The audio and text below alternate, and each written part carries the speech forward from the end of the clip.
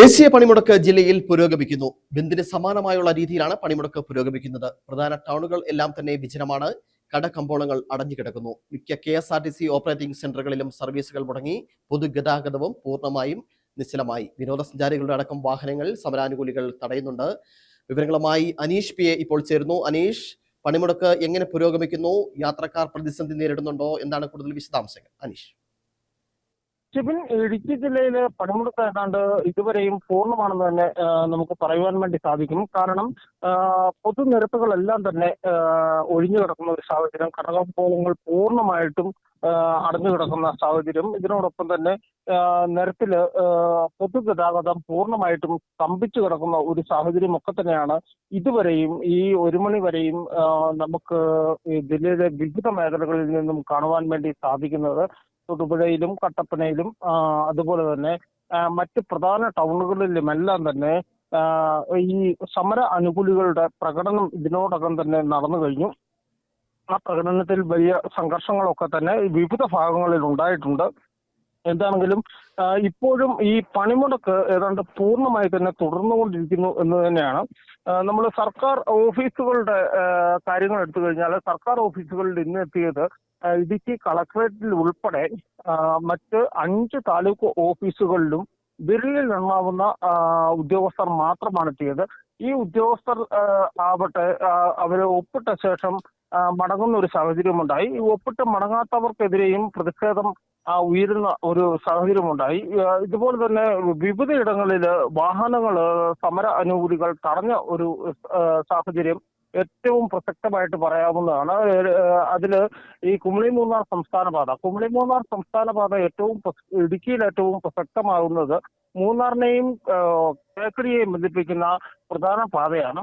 ഈ പാതയിലൂടെയാണ് check in ചെയ്യുന്നവരും check out ചെയ്യുന്നവരും എല്ലാവരും തന്നെ കുമളിയെയും മൂന്നാറിനെയും ഒക്കെ തന്നെ ബന്ധിപ്പിക്കുന്നത്. ഈ പാതയിൽ വിനോദസഞ്ചാരികളുടെ വാഹനങ്ങൾ അടക്കം തടഞ്ഞുകൊണ്ടാണ് ഈ സമര അനുകൂലികൾ പ്രതിഷേധിച്ചത്. അതായത് ഏകദേശം 3 മണിക്കൂർ കൊണ്ട് അല്ലെങ്കിൽ 4 മണിക്കൂർ കൊണ്ട് തേക്കടിയിൽ നിന്ന് മൂന്നാറിലെത്തേണ്ട സഞ്ചാരികൾക്കൊക്കെ തന്നെ ഇന്ന് 8 മണിക്കൂർ മുതൽ 10 മണിക്കൂർ വരെ വെയിറ്റ് ചെയ്യേണ്ട ഒരു സാഹചര്യം ഉണ്ടായിട്ടുണ്ട്. അതായത് ഈ പാതയിലൂടെ കടന്നു വരുന്ന ഓരോ പോയിന്റിലും സമര അനുകൂലികൾ ഇവരെ തടഞ്ഞു വെക്കുകയും ഏതാണ്ട് 10 മിനിറ്റിലധികം ഇല്ലെങ്കിൽ 2 മിനിറ്റ്, 5 മിനിറ്റ്, 10 മിനിറ്റ് അങ്ങനെ വിവിധ ടൈം വേരിയേഷനിൽ ഇവരെ തടഞ്ഞിട്ടുകൊണ്ട് ഇവരെ ഓരോ പോയിന്റിൽ നിന്നും പറഞ്ഞ് അയക്കുകയാണ് ഉണ്ടായത്.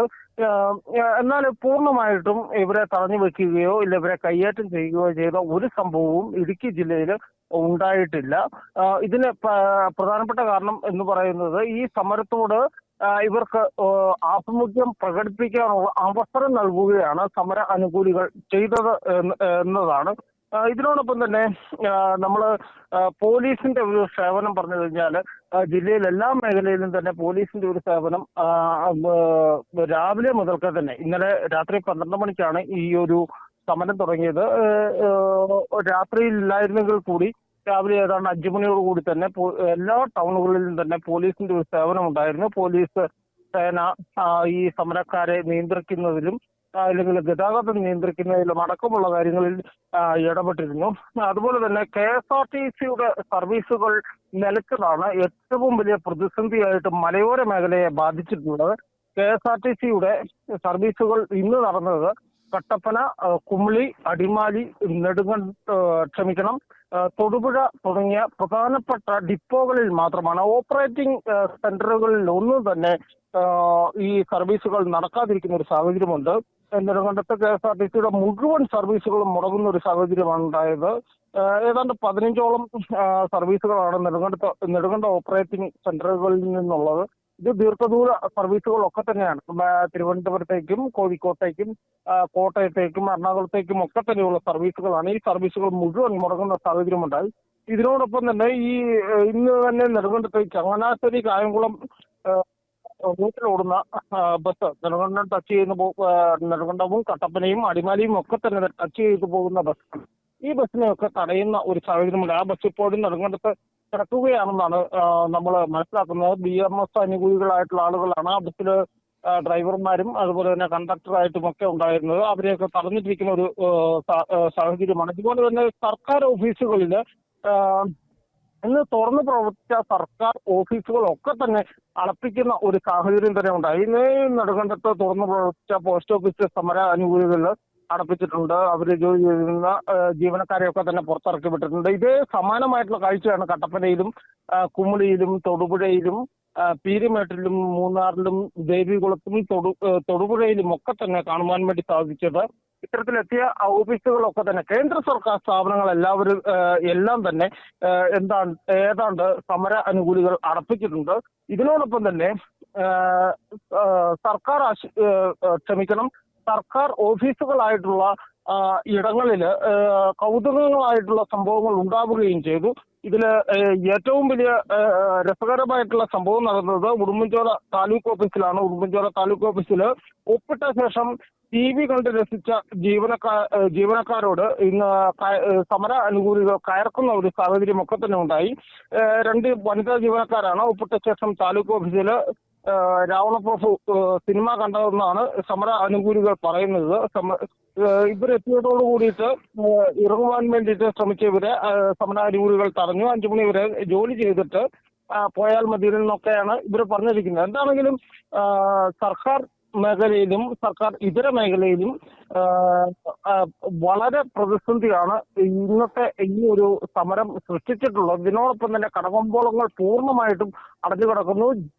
ജനജീവിതം ഏതാണ്ട് ദുസ്സഹമായ അവസ്ഥയിലാണ്. ജനജീവിതം സ്തംഭിച്ചു എന്ന് തന്നെ നമുക്ക് പറയുവാൻ വേണ്ടി സാധിക്കും. ഇടുക്കിയിലാണെങ്കിലും പീരുമേടാണെങ്കിലും മറ്റ് താലൂക്കുകളിലാണെങ്കിലും ഇത് തന്നെയാണ് അവസ്ഥ.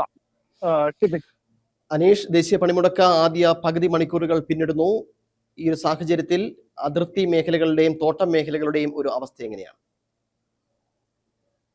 ഷിബിൻ, നമുക്കറിയാം അതിർത്തി മേഖലയിലെ തോട്ടം മേഖലയിൽ പണിയെടുക്കുന്നത് പൂർണ്ണമായിട്ടല്ലെങ്കിൽ കൂടി ഏതാണ്ട് 90% തമിഴ് തൊഴിലാളികളും അല്ലെങ്കിൽ ഇതര സംസ്ഥാന തൊഴിലാളികളും ഒക്കെയാണ്.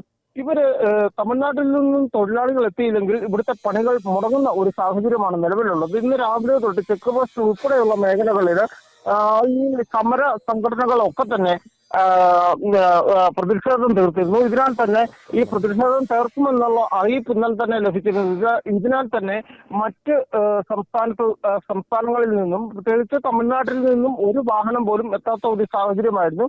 എത്തിയത് വിരലിലെണ്ണാവുന്ന വാഹനങ്ങൾ മാത്രമാണ്. ഇവരെ തടഞ്ഞ് തിരിച്ചുവിടുകയും ചെയ്യുന്ന ഒരു സാഹചര്യമാണ്. ഇതിനാൽ തന്നെ തോട്ടം മേഖല പൂർണ്ണമായിട്ടും നിശ്ചലമായി എന്ന് തന്നെ വേണം നമുക്ക് പറയുവാൻ വേണ്ടി സാധിക്കുന്നത്. ഇന്നലെ വൈകുന്നേരം തന്നെ പന്തംകുളത്തി പ്രകടനമടക്കം ഈ തോട്ടം മേഖലയിലെ വിവിധ ടൗണുകളിൽ തൊഴിലാളികളുടെ നേതൃത്വത്തിൽ നടന്നിരുന്നു. ഇന്ന് ഇവിടെയുള്ള തൊഴിലാളികളോട് പോലും പണിക്കിറങ്ങല് എന്ന് ഈ സംഘടനകളൊക്കെ തന്നെ ആവശ്യപ്പെട്ടിരുന്നു. ഈ ഒരു സാഹചര്യത്തിൽ ഇന്ന് പണി നടക്കില്ല എന്ന് നമുക്ക് ഇന്നലെ തന്നെ വ്യക്തമായതാണ്. എന്താണെങ്കിലും ഇന്ന് അന്യ സംസ്ഥാനത്തു നിന്നും വാഹനങ്ങൾ കൂടി എത്താതായതോടുകൂടി തോട്ടം മേഖല ഏതാണ്ട് പൂർണ്ണമാണ്. വിനോദസഞ്ചാര മേഖല അത്ര സജീവമല്ല എന്ന് തന്നെ നമുക്ക് പറയേണ്ടി വരും.